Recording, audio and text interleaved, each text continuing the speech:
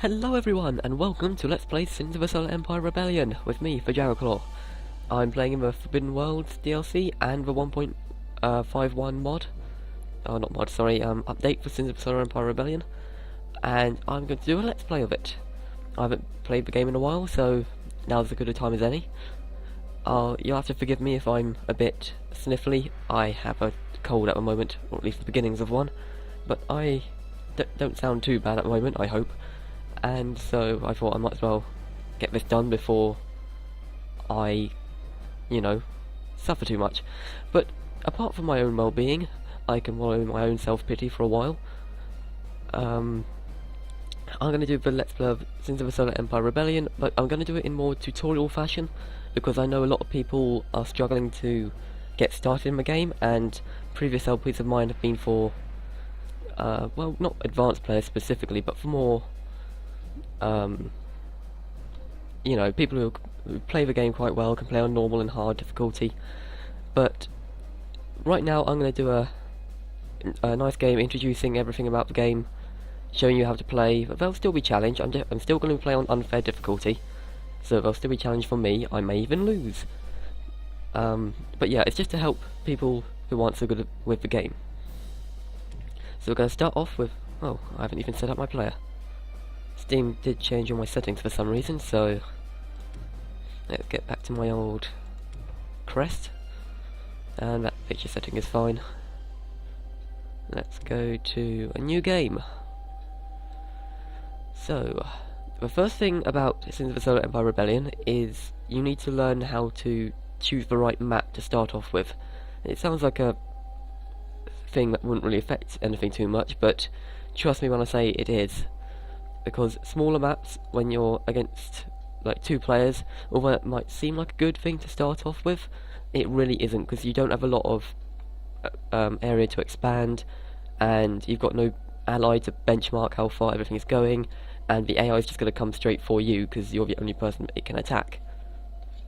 So small maps are not so good.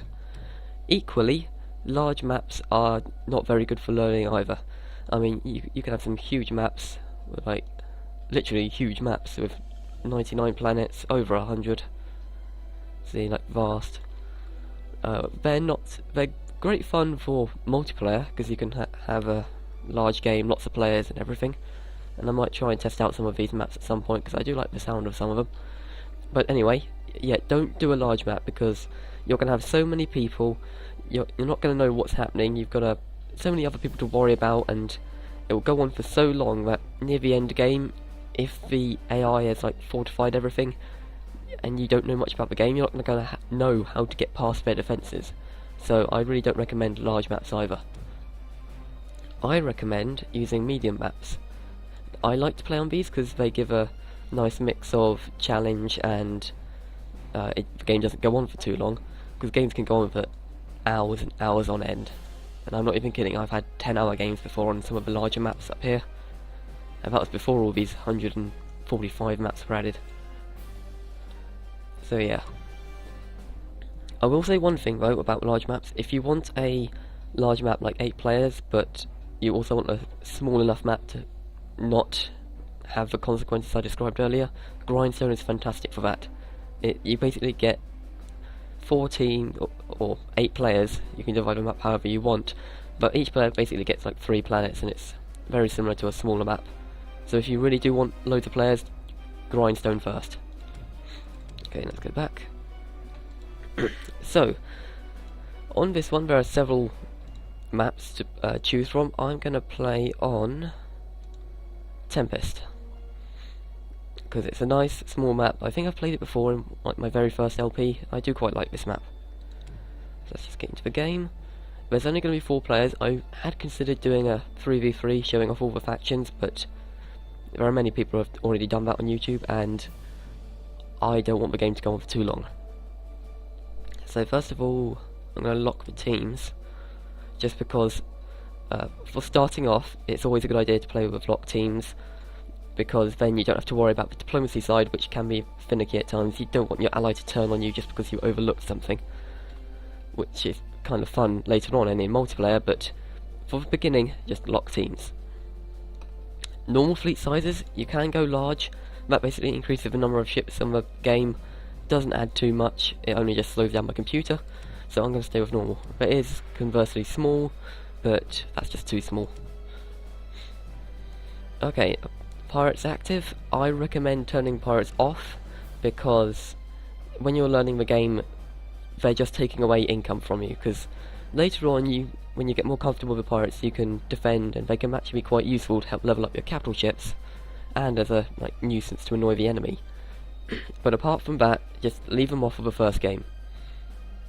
I'm going to play without quick start on, because normal start is how I learnt to play the game, so I might as well show you how to play it with it off, with quick start off. I'm going to leave all the rates as they are. I'm kind of liking to play with all fast, but that's only for larger maps I find, and basically it makes the game go faster, as you would expect, but I'm going to leave it on normal so you can get a feel of the game. Okay, now I've played in the past as Tech Rebels and as Advent Loyalist, so I guess I'm going to play as Visari this time. And while I do like the Visari Rebels, I think I'm going to go with the Visari Loyalists, because I really do like their Titan. So I'm going to go with Visari Loyalist. We will have... oh, I guess I'll keep all the enemies as random. Yeah, I'm just going to change some of their crests a bit more to my liking. Doesn't really matter too much, you can adjust these as you will. If you want more control over the game because you're struggling, I recommend just doing teams. You can do things like bump up your AI to unfair and leave the other guys on easy if you really need help. So your AI will essentially do all the work for you and you can just watch and help where necessary. That's how I learned to play the game. Always start with someone on your side. This isn't in Sins of the Solar Empire, this is in all RTSs. Always start with a teammate. It makes it so much easier. So I wonder what I should do. As a tutorial, I'll leave someone on my team, so I'll bump them to hard. And I'll bump these guys up to unfair. Oh well, no, I'll go a different way actually. I'll use the these things for behavioural settings. So there are 4 settings apart from random. There's 5 I guess. Random, aggressor, fortifier, researcher, and economist. Aggressor is they just attack all the time. So they just essentially put all their resources into attacking people and building ships. Fortifier is building more defensive structures and defending themselves more. They won't attack as often and whatnot. And when the game was first released, it was kind of bugged because the AI didn't know how to do something, so it sort of just did nothing for the entire game. But I believe that's fixed now, or I'm not sure. Researcher, as its name suggests, it researches most of the tech tree. It's very good if you've got the research victory, and I'll come to victories in a minute. But apart from that, it's just, mainly researching. It will still attack and everything and build chips, but it's just shifting its focus slightly. Economist, similar to the researcher, it'll do normal amounts of attacks and defensive structures, but it will focus on building up an economy. I'm going to put this guy in fortifier, because they're usually weaker when on fortify, and I'm going to put these 2 guys on attack. So hopefully these guys will be more aggressive and we'll get more of a challenge for me. Now finally, victory options. I am going to leave everything off for the time being, except for allied victory. Going to keep that on because I don't want my ally to turn on. Well, maybe I will actually, just to spice things up a bit at the end. Okay, so yeah, I recommend using this on if you are a learner, but because I want to entertain people who aren't learning and just want to watch me play a game, I'm going to turn that off. All these other victories, they're fun to mess about with, especially in multiplayer, but when you're learning the game, just go with basic game, go for total annihilation. I'll go through them quickly though. Diplomatic victory, basically you need to get a peace treaty with everyone in the game. Once that's happened, you win. Or rather, the first player to get a peace treaty with everyone wins the diplomatic. I don't know if the AI will try for it. I think it will, but I'm not sure. Research victory, right at the end of the tech tree there's a really expensive, really time-consuming research topic. You have to research it, and when you do, you win the game. Personally, I really don't like victories like that, 'cause that just basically, it goes to the person who can build fastest, and I don't like that. Occupation victory. Of all of these, it's probably my favourite. Basically, there's a super heavily guarded planet somewhere in another solar system. It's got a starbase, a titan, a fleet, defences and whatnot, and you have to take it. When you do take it and hold the planet for a while, you win the game. Last flagship standing. Basically, at the start, you are given a battleship of your faction, so like Radiance or Cortol or Col, and it's got a load of certain abilities and it's beefed up in every way, and if that dies, you die. Capital victory. Your home planet is your capital. If it's destroyed, you lose, and you can't move it. So, again, dodgy. These are mainly for advanced players, but once you've learned how to play the game and have won a couple, go ahead and mess about with them if you need to. Okay, so now I've gone over pretty much everything, I think, so I will start the game. Sorry if you heard that sloshing. It's really hard to tell how sensitive the mic is.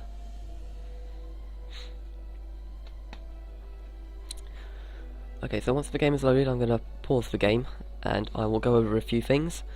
If you're happy with how to play the game, you might want to skip ahead a few minutes. I won't go over any of the new stuff. I'll save that for a later video, just because I want to get all the basics out of the way in this first one. Okay, so I went ahead and paused the game. I used the pause button just above page up on the keyboard, next to scroll lock. And that's unusual. Already given 2 frigate factories. Okay, so apart from that being slightly unusual, your home world. When you start up, it's going to have something along the lines of this. It's definitely going to have fully explored and be your capital planet, but it's probably only going to have 3 civilian infrastructure and maybe one logistics definitely, but maybe it might have some more depending on what the map is, because some maps have settings that alter things. Like this map obviously has 2 frigate factories already built for you.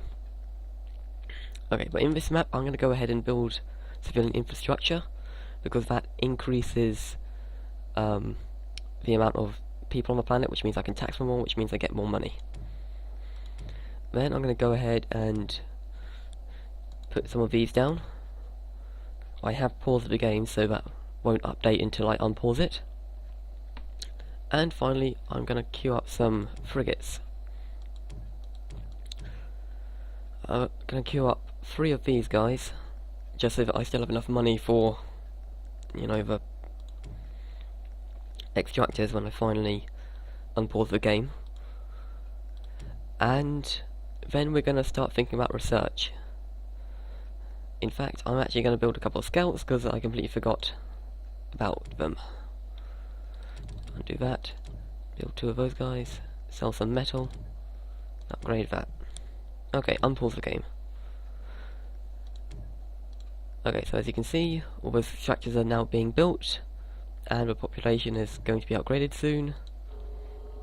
And I'm going to have a couple of scouts quite quickly. Just get these scouts ready for auto explore as soon as they arrive. So when you build scouts, you always want to set them on auto explore as soon as you can. The best way to do that is just to select them both, right click on the explore ability, and then click it once, left click. That will set them off exploring.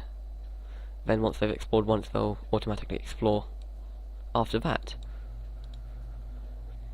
Okay, now one thing we are missing is a capital ship factory. Right there, we don't quite have the money to use that right now, but when we do, we'll build one, put it right here, and we'll get started on our first capital ship. Our first capital ship is always free, so apart from the fleet supply cost, but you're always given that at the start.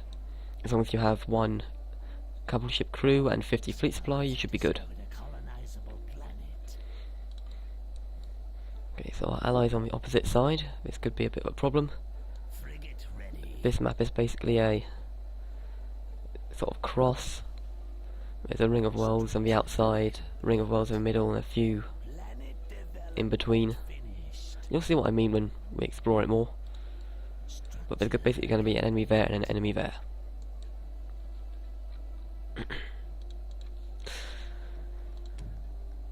How far away are we from a capital ship factory? Fairly, could be further. So we'll slowly wait for that. So if I can send these guys in ahead. Suppose I should also build one of those guys, because I'm actually going to build a Cortal battleship as soon as I build my capital ship factory.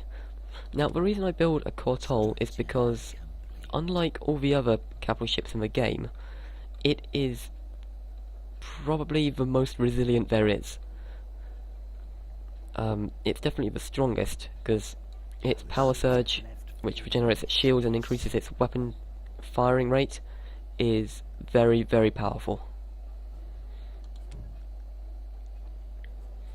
It's going to be even longer before I can get a capital ship factory. I'm actually going to scuttle one of these frigate factories because I would like the resources. Our fleet has engaged the enemy. I might have made a little bit of a mistake not going for a capital ship factory straight away. You probably should get one of these down quite quickly. It's just I've been a slave to the auto build that I have forgotten about the capital ship factory. But when this thing is fully deconstructed, I can build another one. There we go. So I'll get to work on that, and then I'll build this guy right here. There are a number of different capital ships you can build. This guy's the Visari battleship, the Visari carrier, the Visari colonizer, the utility, the bombardment, and the new one for rebellion. I'm not exactly what its role is. I think it's support too. I don't know. But in general, you want these guys: the Cortal Devastator, the Skirachra carrier, and the case can be made for the Jarasol evacuator. I need orders. So these guys, already on their way, they're busy fighting this guy. I'm going to warp in my Great now. I had to send the attackers first because defenders like these guys, they will attack colony frigates as soon as they enter the system, regardless of what they're already attacking. As you can see, this guy's just warped in, and he's changed his attack priority to go straight for the colonizer. To where do you send us? This colonizer's got auto-colonize, so it goes straight for the asteroid. It's probably going to get a bit battered, but I have faith in my destructors to destroy them, or skirmishers rather.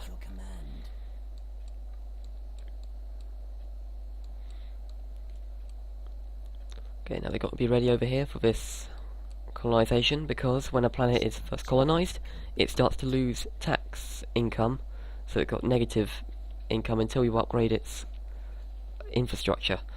For asteroids and dead asteroids, that's one upgrade to planet infrastructure. For planets, it's 2. So this guy, upgrade it once, and now we won't be losing any more income. So you can see up there we're already losing 2.3 a turn. As soon as this is done, we won't be losing anything. Then we're going to do the standard extractors up. Hostile forces are sieging our planet. Oh, he said that because the Cross of Siege frigate started to bomb our planet because it was there. That's okay. It didn't do too much damage.